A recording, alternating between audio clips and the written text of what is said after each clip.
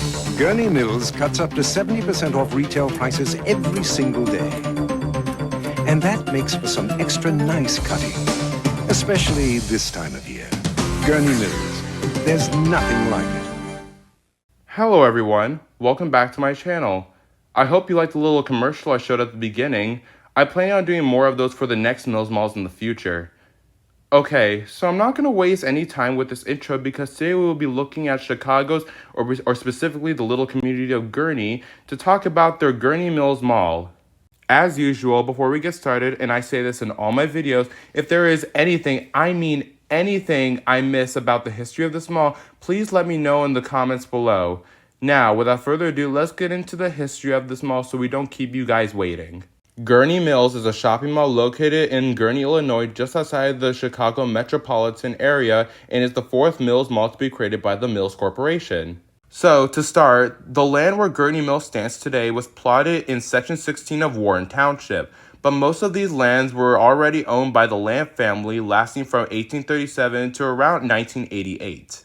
Around 1988, that same year, they sold the land to the Mills Corporation. However, they did have some conditions, that being the oldest trees near the mills would be built to be preserved and wetlands along the highway to be completely intact. So the ultimate plan was for Mills to use 324 unincorporated land near the intersections of Tri-State Tollway and Grand Avenue, which leads to the community of Gurnee, hence the name Gurnee Mills. And so, about a year later, the mall would begin construction on July 19, 1989, and would expand to 422 unincorporated land. The project took a total of 1.6 million hours and 25 months to complete. Gurnee Mills would have its grand opening on August 8, 1991 at 8 a.m., allowing 70,000 visitors to see the place before stores would open at 10 that day. The mall's design takes after the agrarian heartland, a look that was inspired by its rural settings and taken from the variety of sources. It includes a 1950s Googie-style diners and signs that would mostly show out throughout the food courts. In total, the mall had 10 anchor occupancies, with 7 taking the first spaces on day 1. These included Sears, Farmore, Spiegel, Marshalls, Bed Bath & Beyond, Walkabout Pottery, and the Family Entertainment Center. The mall is advertised as the world's largest outlet mall, which had been maybe confusing because I said Sawgrass Mills was the bigger mall, and it is indeed bigger than Gurnee Mills. However, not too long after the mall opened, Farmore had closed due to disappointing sales. But this would bring more additions to the mall in 1993, including Foot Locker, Simms, and Saks Avenue would all open in the fall, and Circuit City 2 in November. Next came a 10-cinema screen theater owned by Marcus Theaters that opened in December, and sadly that same year, Sears would close at the mall and would get replaced by JCPenney. By 1995, Gurnee Mills was the second best tourist destination in Illinois, just behind the successful Woodfield Mall. But as the mall kept on growing, it seemed as if it was taking on a more shopping and entertainment destination. One of these major ideas was to add Rainforest Cafe, which opened a year later in 1996. And things only grew as Mills announced an expansion in 1997. The first of these was Bass Pro Shops, would open in November, and originally planned Incredible Universe was also going to be in the mall, but was eventually scrapped last minute due to the company going out of business in 1997. We now come to the 2000s, with the return of Sears in 2004, only this time it is now open as a Sears Grand, which it was Sears' attempt to try to create a big box stores but didn't know what they were doing. In 2005, a second location of Wanadu City was in the works at one point. Wanadu and Mills were already in a partnership, but even with their partnership, the project ended up never being materialized. Mills would end up going defunct in 2007 due to bankruptcy, and Simon would acquire the whole company to take over all the Mills properties, and shortly after, in the 2008 financial crisis, Simon would announce a mall renovation around 2010, giving the mall a sad and more boring, sophisticated look. During the renovation process, JCPenney would close its doors in the mall in 2011, getting replaced by a Shoppers World. Meanwhile, at another wing of the mall, they were planning on demolishing the old Circuit City and transforming it into an entirely new Macy's, which today and for the early 2010s seemed wild to open a Macy's around this time.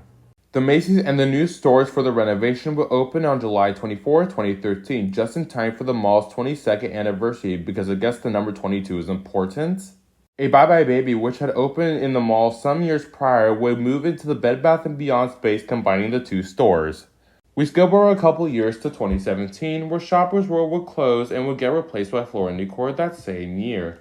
The Googie-style diner, or Dinorama as the food court was called, would sadly lose its 1950s look and giving it a more of a food court or dining pavilion design.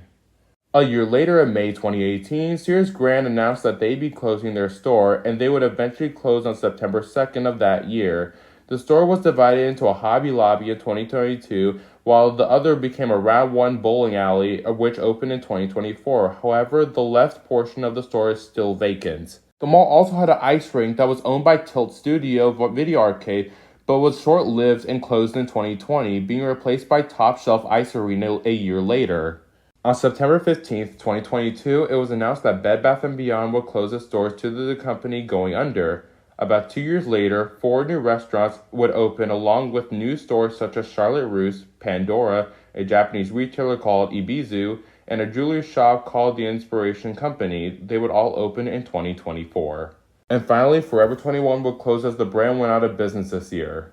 Despite the closures, the mall isn't dying in any sort of way, as they announced new retailers for 2025 and 2026. These include Boot Barn, an outlet store called Hey Dude, Primark, Relectric, and even Rue 21, along with more new restaurants.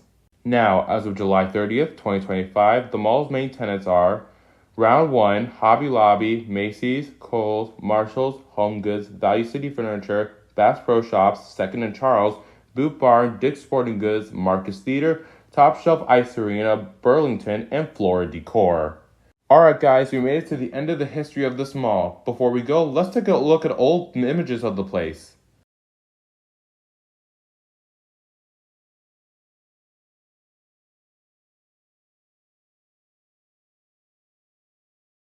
Well guys, that will be it for this video. Thank you so much for watching, as now we end the beginning era of the landmark mills, now moving into the rising era of the next mills malls we will be talking about. Stay tuned because we're heading to Los Angeles, California, specifically Ontario, to visit their Ontario Mills Mall. That will begin the start of the new era where we come in through talking about the Mills Corporation. Again, thank you so much for watching, and I will see you in the next video. Bye!